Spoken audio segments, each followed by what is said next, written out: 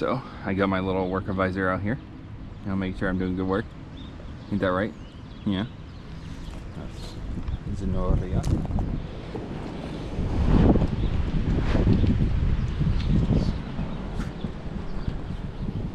I think these can connect to these. I don't know which way is it is. I think it's this way. There. Just gonna connect all of these. More. Oh. Kitty.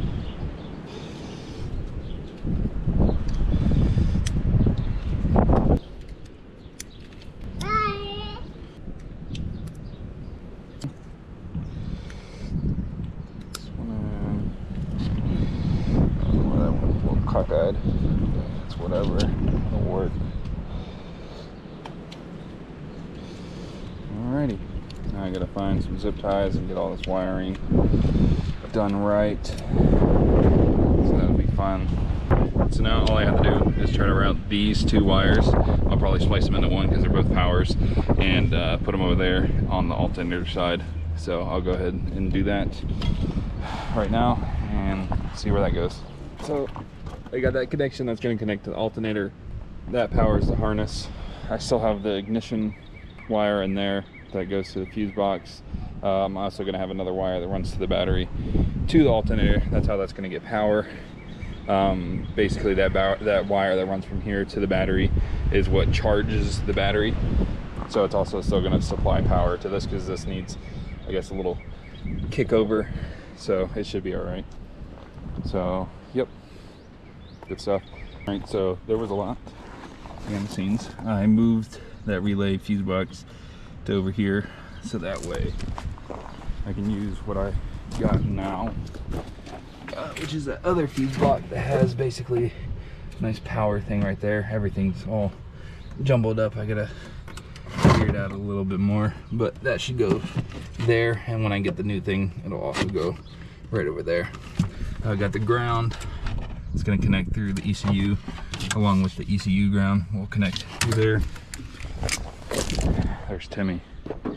Tim Tam. I'm going to do a ground that goes off the ECU bracket or whatever. That's actually connected already.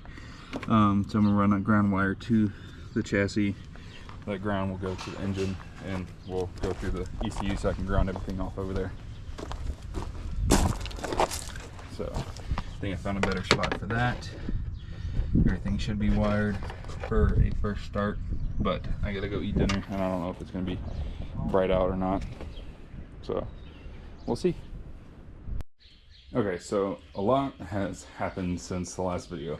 I haven't been recording. It's been hectic over here trying to take care of the baby and everything else. I believe the last thing I left off on was getting that relocated a little bit over to a better spot so I can reuse that same line. I got the fuse box with the relays, and I don't think I did anything else on that.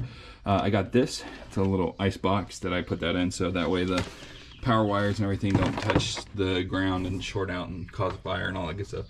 Got that mounted somewhat. It's not the permanent spot because I'm still going around and doing what I'm doing over there. I'm sanding it down, the painting it black with the Rust-Oleum, and to make sure, prevent it from rusting and everything like that. So I'm gonna do the entire interior like that.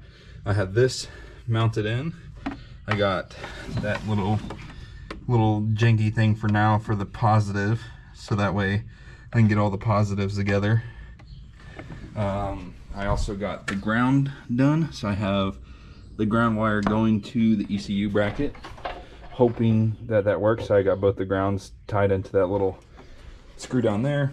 I got that ground running to the engine over there, along with the harness ground in the same spot. Then I got the new hardware. I actually found these brake line holders, so I got that screwed in to hold this brake line down, but I had that wire coming off, running through behind the alternator, coming over here to ground it, so that way the engine should be ground, and then that ground is going to go to the ECU to ground everything there. So everything should be ground, hopefully. I cleaned out the garage a little bit, reorganized, so it's a little bit better. Put in this light. Since we don't have power out here, we only got that cord, so I got to unplug it to use anything else. I don't have a power strip So it's either have light or cut in the darkness with power drill or power cutter. You know, kind of a fun game to play. I got this set up, so it's a cable that used to run the garage door. I ran it across there and strung it up pretty tight so I can run that curtain over, just kind of block the elements out because it's been raining a lot. So yep, so right now I am trying to get this battery box nice and cleaned up. Also trying to do the back area over here with the fuel cell. So I'm gonna pull the fuel cell out. I'm probably gonna sand it down and put that Rust-Oleum black on there just so it looks a little bit better. That stainless is looking a little cruddy. I'm also gonna ground this down. This is gonna be my little back roll bar support. So I'm gonna get all that ground down. I'm actually gonna weld it to the body since that's metal. It's hard to find a little bit of metal in this car because everything is fiberglass, which kind of sucks. But so just a decent bout to do today, and hopefully I can do it. So let's get to it. Quite a bit of fuel in here still. Oh god, thing is absolutely filled. Holy cow! So it shows you how much I actually run this thing. So yeah, this is grimy. It's got a lot of buildup and stuff on it. I got to figure out how to cover those inlet and outlet. So I got a little bit of braking. Get all the flaky whatever.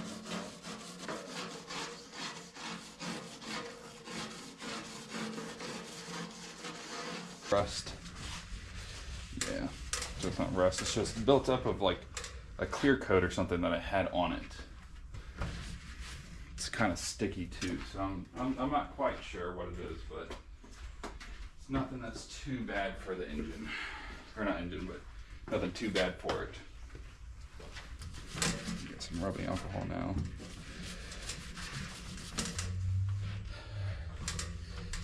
Good stuff. That is really nice. I did a little bit more painting, so I did more for the battery box in here. Got all this scraped up and sanded away. Got the bottom part actually painted with the Rust-Oleum. Prevents rust, even though a lot of this is fiberglass. There's still a little bit of texture. I don't care. I'm planning on putting in a carpet at least up to here, not back there. Actually planning on doing a fiberglass wall that goes between there and up here somewhere to tie in to basically wall off that fuel tank or the fuel cell. Only did this side, still have to clean that side up a little bit. I have to do the little transmission tunnel, do all that stuff. I gotta close that hole, close a couple of holes in here actually. Most of the stuff I'm gonna be cleaning up a little bit more. I also fitted this line. I messed up the first time and I stripped it out on accident, so I had to recut it. And you see the other piece right there. This is from the most recent. Got that fuel line on, the AM line fitted just right, so that's nice. Don't need that, it's there. So everything's nice. This is gonna go inside of there. I also did the bracket that's gonna hold the whatchamacallit, the fuel pump. I did that back here. I drilled some holes. Not the best. I also fixed the door. The door used to like only have one latch, so it'd lean and everything. You had to pick it up. But while I was doing all this, I found the hinge that I've been looking for forever, because I have like 5 of these, but all 5 for the passenger door and no more for this. I only had the one that I took off the first time, but I got that on with the little plates, so now it opens. A little creaky, got to do some WD-40 on it, but it opens and closes. I'm also going to flat door card these, so I'm going to cut most of all of this trim off. I'm going to do one flat piece of aluminum that's just going to be a flat door card.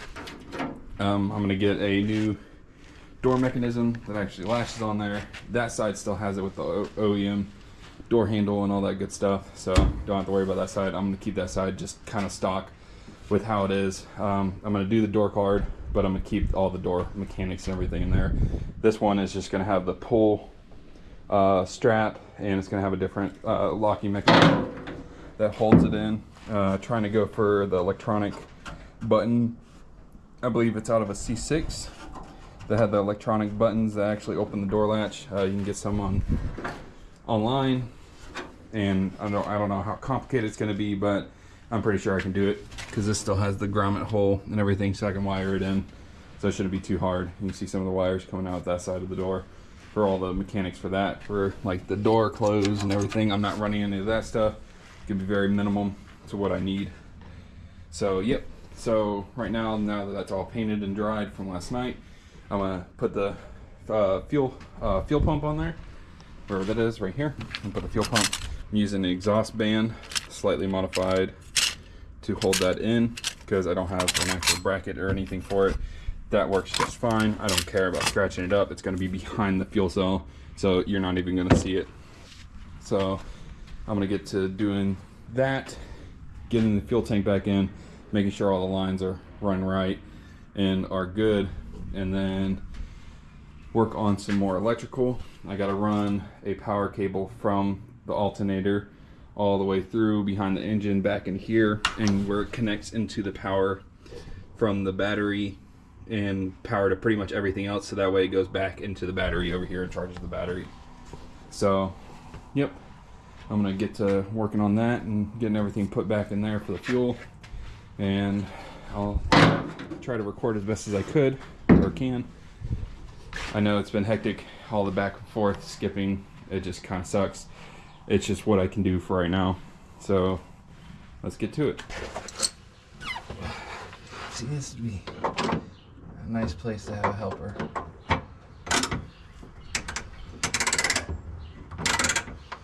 All right, got all that mounted and nice and ready for the fuel cell. So let's go ahead and get that on here.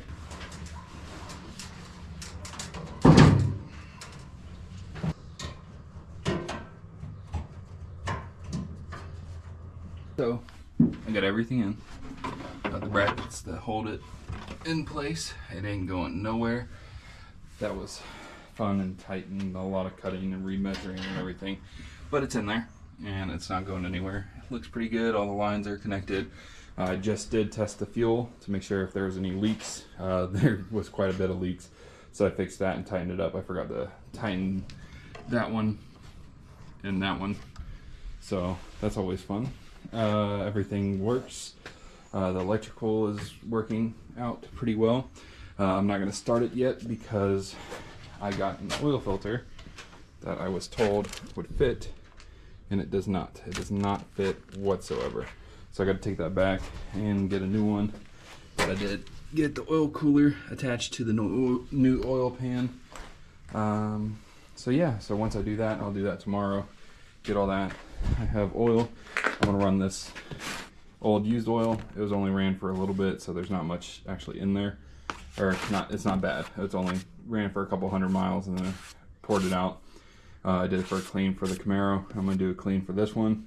They both take 5W30 Dexos. So after I do this one, I'm gonna run this one a little bit longer. After I run that, run this one a little bit longer, and then I'll go to my Royal Purple, which I usually use. It's pretty good. I don't have any complaints about it, and also I love purple, so that's always a plus. But that's it for this video, and I guess I'll see you guys in the next one.